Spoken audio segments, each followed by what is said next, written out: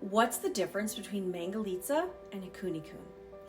Well, we raise both breeds here on our farm, and in this lesson I'm going to share exactly how they're different, how they're similar, and which might be a better fit for your farm.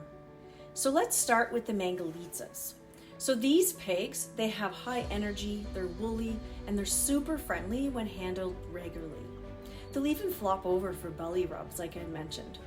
Their thick curly coat helps them stay warm in the winter and cool in the summer, which is pretty darn awesome. They're fantastic foragers, and they'll root, clear brush, and even take down small trees if you want them to help with land clearing. They do make their own wallows in the heat, but they don't usually dig massive craters like some of the breeds. So Mangalitsas are self-sufficient and hardy with excellent mothering instincts. So it's actually common for different ages and moms with babies to live together perfectly fine and peacefully. They do need strong fencing, but once trained, they're usually very respectful of the fence, the boundaries, and they don't constantly test your setup. So now let's talk about Kune Kunes.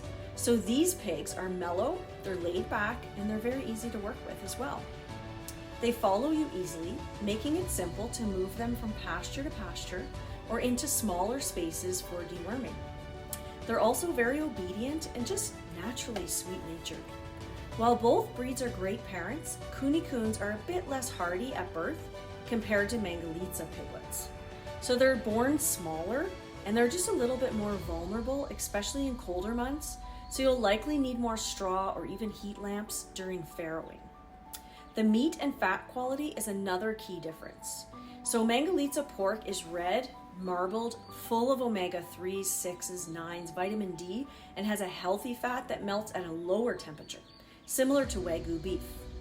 Where Kune Kune meat is darker pink for sure, with more fat, but no marbling, and it's still delicious. Just not as nutrient dense and rich like the Mangalitsa. Mangalitsas are more active and they require more space and grain to keep them going, while Kune Kunes are very low maintenance grazers and they can just thrive on grass. We love both personally, and that's why we raise both. It really comes down to your land, your goals, and how much worker space that you're ready for. So in summary, both Mangalitsa and Kune Kunes have great personalities. Mangalitsas has more energy. For rooting, Mangalitsas are gonna root where Kune Kunes aren't gonna very much. Mangalitsas have red meat and marbled and rich, where the Kune Kune's gonna be more of a dark pink. Mangalitsas need a little more space, where Kune Kunes can get off with a little bit less. And then the Mangalitsa piglets are a lot more hardy. Kune Kunes can actually thrive on grass.